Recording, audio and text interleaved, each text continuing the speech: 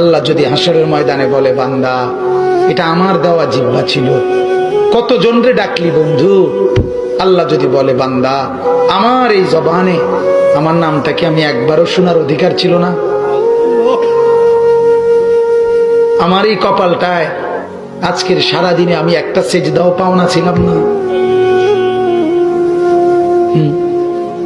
আমার এই কানটায় আমি আল্লাহকে একটা বারো আজানের আওয়াজটা শোনার হক আমি পাওনা ছিলাম না?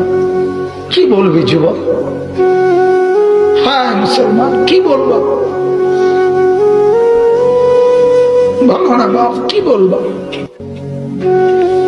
এক মা যদি বলে, মা তার পাষাণ ছেলেকেও যদি মা বলে, এরে বাপ 9টা মাস তোরে পেটে ধরছি রে বাপ, 2টা বছর তোরে বুকের দুধ খাওয়াইছি বাপ, বিনিময়ে তুই আজকে আমার মতো মা রে ভুলে গেলি বাপ, কেমনে রে সহ্য করলি?